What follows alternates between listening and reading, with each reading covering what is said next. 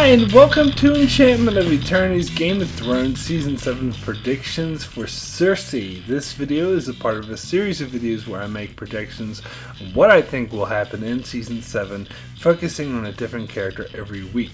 This video is for my predictions for what I think will happen with Cersei Lannister in Season 7. So I'm going to have to give a very serious spoiler warning, not just for Game of Thrones up to Season 6, but also for the various production leaks for Season 7, as well as a very detailed plot leak for Season 7, where frankly I have been spoiled far more than I would have cared for. So if you don't want to know anything that it has been confirmed for Season 7, you may not want to watch this video, otherwise some major things will be spoiled for you. So jumping right into my predictions for Cersei, I believe her Season 7 storyline will begin with a few dialogue-based character building scenes with her and Jaime, and some with her and her new hand of the Queen, Qyburn. I don't think we'll see any small council scenes, rather just scenes with her conferring with Jaime and Qyburn, and perhaps her small council will just be Jaime and Qyburn, or perhaps she'll throw in a few nameless yes men just for show. Either way, I think the main focus will be Jaime and Qyburn, and as I mentioned in my Jaime video, I don't believe Jaime will be upset with her at the beginning of the season. Well, he might be a little, but will ultimately support her as queen, and in fact may show some sympathy for her after losing Tommen. So we'll get a few character building scenes with them. However, it has been established by production leaks that Daenerys will arrive in Dragonstone in episode 1. So I think Cersei will hear about this no later than episode 2, perhaps even episode 1. Now, she has always been really dismissive of Daenerys in the past. However, with her arriving in Dragonstone and with her making an alliance with both Dorne and Highgarden, I think at this stage it will be impossible to ignore her, especially considering by this stage Daenerys has probably made her intention to take the throne well known. But more than that, the news that Daenerys' hand is Tyrion will send Cersei into fits of uncontrollable rage. In fact, I really hope, I pray to God that the show will have this moment when Cersei first hears that Tyrion is Daenerys' hand on screen. I think it would be robbing the audience of something vital if Cersei hears about it off screen. I want to see Cersei's face when she hears this news. It will no doubt drive her more mad than she already is. So she will be coming up with ways to try to combat her. Qyburn will suggest, since Daenerys has found allies, she would be wise to do the same. And that is when she'll hear from Euron Greyjoy and meet with him at his request. He'll mention how he controls the bulk of the Iron Island fleet, but his niece and nephew has taken a portion of it and has sided with Daenerys, who has promised to take him down. Therefore, she has declared war on him, making her his enemy. So an alliance with Cersei makes sense because the enemy of my enemy is my friend and all that. Cersei asks what he expects in exchange, and he will demand independence for the Iron Islands and to be recognized as king of the Iron Islands, and will demand that it also include the Riverlands, which belonged to the Iron Islanders before Aegon the Conqueror took it from them. Cersei will agree to this mainly because she's desperate for allies, but also getting revenge on Tyrion, Lady Olenna, and Arlaria Sand, whom she all blames for the death of her 3 children respectively. And that rage and need for revenge will be more important to her than one of the 7 kingdoms. Plus, she would have seen Euron's massive, unprecedented fleet of 1,000 ships that he built with non-existent trees on the islands. Anyway, ships she will deem him worthy as an ally. And this alliance will pay off as Euron will attack the Dorne, Tyrell, and Yara's forces at sea and will be victorious. He will manage to kill Nymeria and Obara Sand and take Yara as well as Alaria Sand and Tyene Sand hostage. Now, this is supported by production leaks and plot leaks. Although they are kind of vague on who will die, there has been photos that show Euron riding in King's Landing with Yara, Alaria, and Tyene Sand in chains to cheering crowds.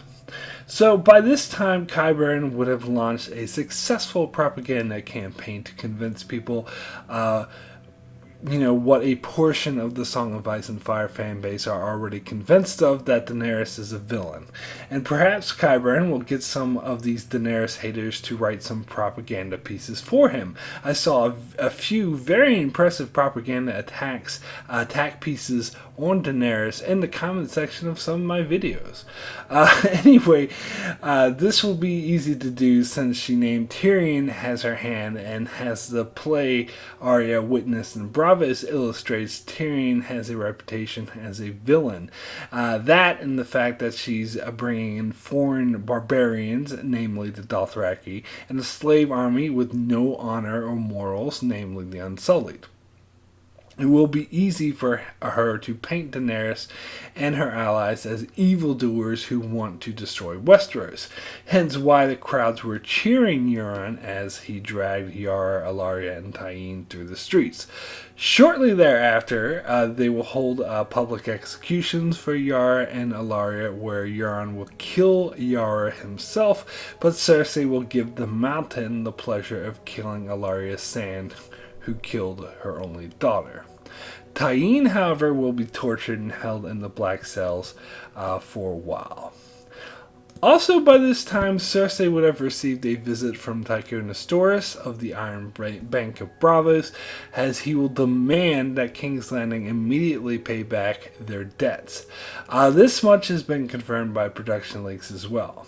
This will prompt Cersei to take advantage of another ally who comes to her for help.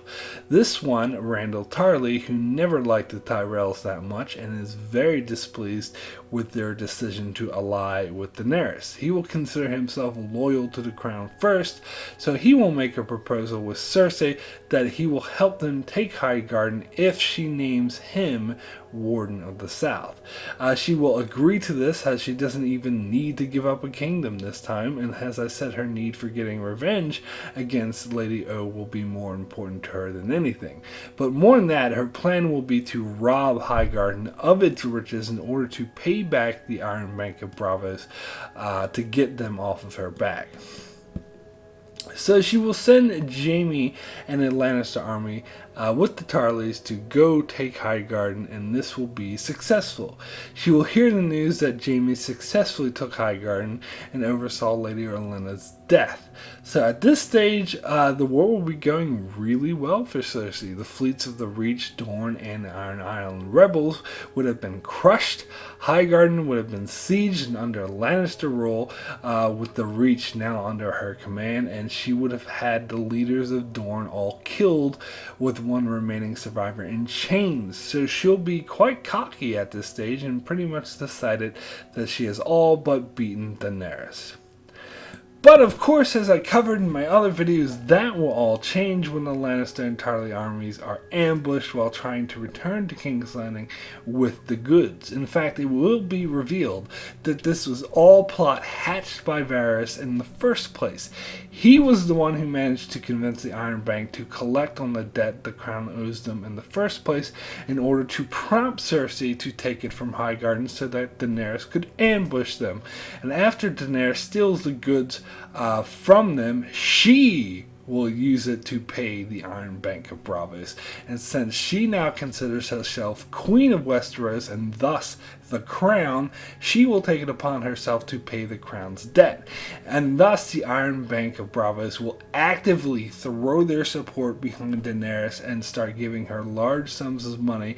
And as history will tell you, money is what really wins wars. And this would have been Varys' plan all along. So, after this, things will go really downhill for Cersei. Jaime will be trapped at Castle Rock, which will be under siege from the Unsullied, and with Daenerys, her newfound alliance with the Iron Bank, she will not only retake the Reach and install Samwell Tarly as the new Lord Paramount, but will also gain alliances with Edmure Tully of the Riverlands, as well as the alliance of what remains of Dorne, an alliance with the North, an alliance with the Stormlands, which I'll talk more about in another video. So basically, Cersei will be fucked. And very quickly, Edmure Tully, with Daenerys' help, will drive the Lannisters out of the Riverlands. The Western lands will be completely overrun, and Daenerys would have gained control of all 7 kingdoms, either through conquest or alliance, and the Lannisters will be limited, held up in a few strongholds. So I should also mention this side plot that plot leaks mentioned about Cersei getting pregnant by Jaime and having a miscarriage. I would never predicted this myself because it seemed kind of like an aside, unnecessary.